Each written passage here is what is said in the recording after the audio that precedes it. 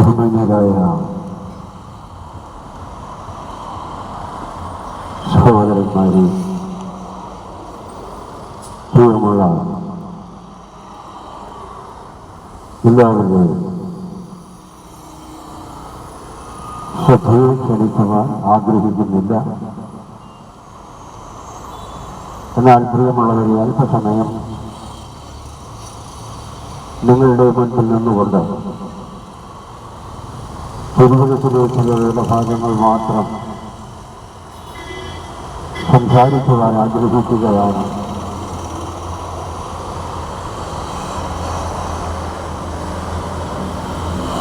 നമ്മുടെയൊക്കെയും ജീവിതത്തിൽ വലിയ പ്രതികൂലങ്ങളും അതുപോലെ തന്നെ ബുദ്ധിമുട്ടുകളുമൊക്കെയും നേരിടുമ്പോൾ നാം ദൈവത്തിൽ ആശ്രയിക്കും എന്നുള്ളതാണ് ശരി. ഇപ്പോൾ മനുഷ്യന് കഴിയാത്ത പല കാര്യങ്ങളും മനുഷ്യന് നേരിടുമ്പോൾ മനുഷ്യൻ ദൈവത്തിൽ ആശ്രയിക്കും. അപ്പോൾ ദൈവമാണ് അവർക്ക് ആശ്വാസകനാകുന്നത്. ദൈവം മനുഷ്യർക്ക് ആശ്വാസം നൽകുന്നത് അതൊരു ദിവസത്തേക്കോ അല്ലെങ്കിൽ കുറച്ച് നാളുകൾക്ക് മാത്രമോ അല്ല. അവരുടെ ജീവകാലമൊക്കെയും ദൈവം തരുന്നതായ ആശ്വാസം, സമാധാനം, ദൈവത്തിൻ്റെ സ്നേഹം അതൊക്കെയും എന്നേക്കും നിലനിൽക്കുന്നതായി.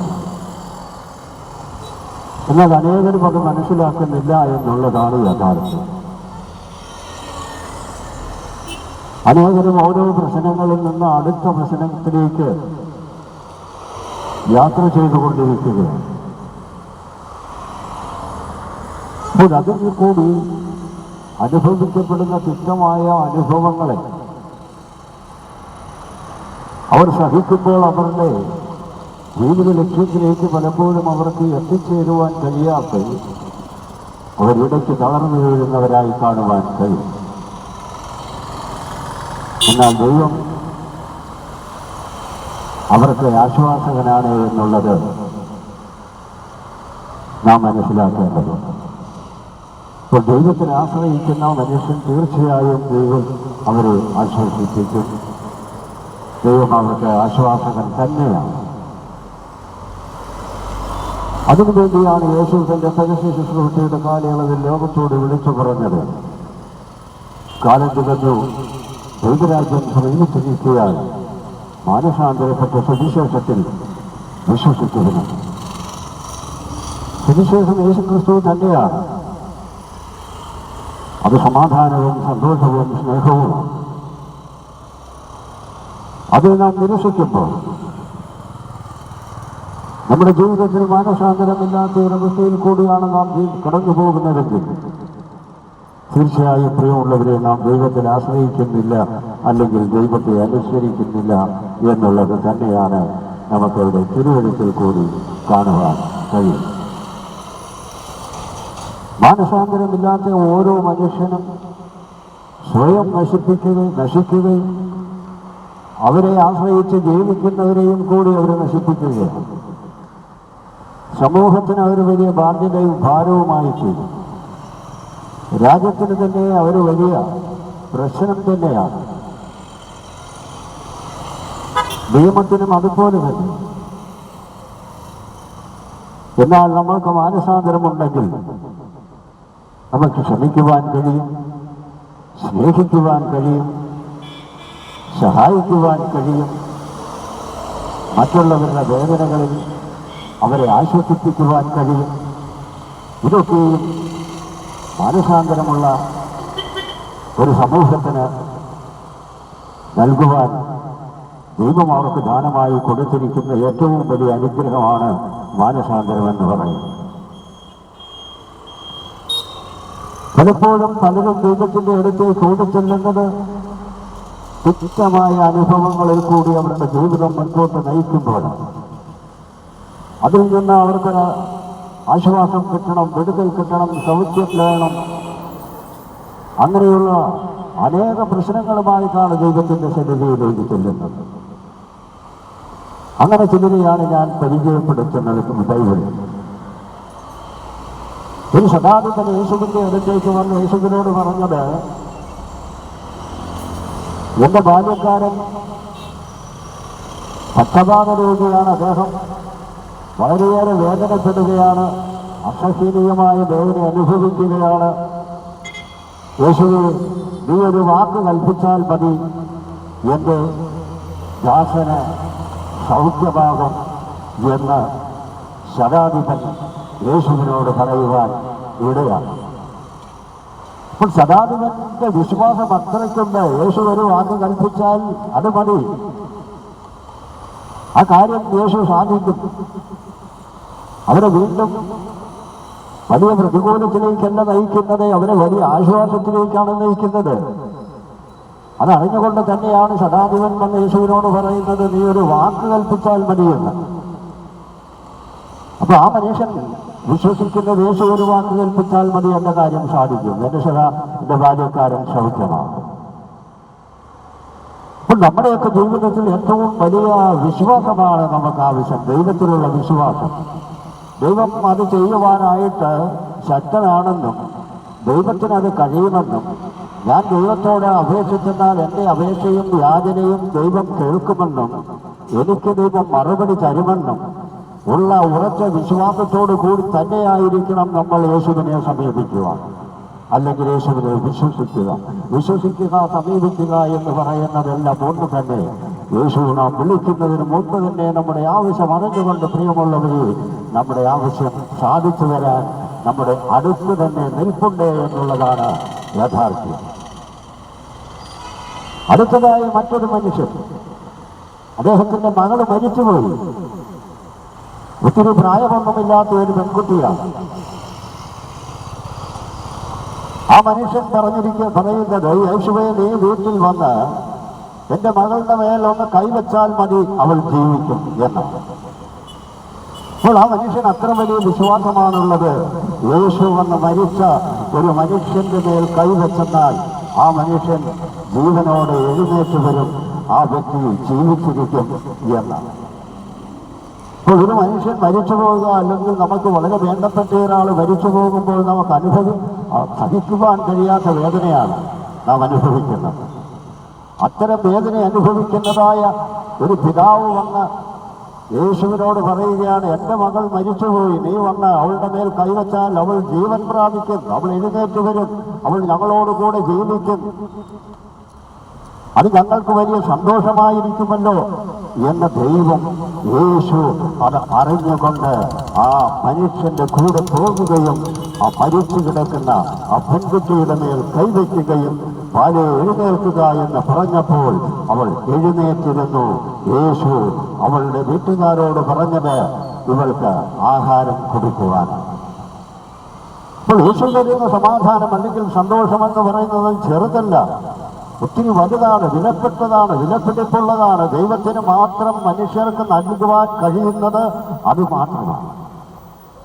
അപ്പോൾ നമ്മുടെ ജീവിതത്തിൽ തീർച്ചയായും നാം യേശുക്രിസ്തുവിൽ വിശ്വസിക്കുന്നുവെങ്കിൽ നമ്മുടെ വിഷയം എത്ര വലുതാണെങ്കിലും, വിഷയങ്ങളൊക്കെ വലുത് നമുക്കാണ്, എന്നാൽ ദൈവത്തിനതൊന്നും ഒരു വിഷയവുമല്ല. ദൈവം നമ്മെ സഹായിക്കുക, നമ്മളെ ആശ്വസിപ്പിക്കുക, നമ്മെ സന്തോഷിപ്പിക്കുക, അതിനു വേണ്ടിയാണ് യേശു കാത്തു നിൽക്കുന്നത്.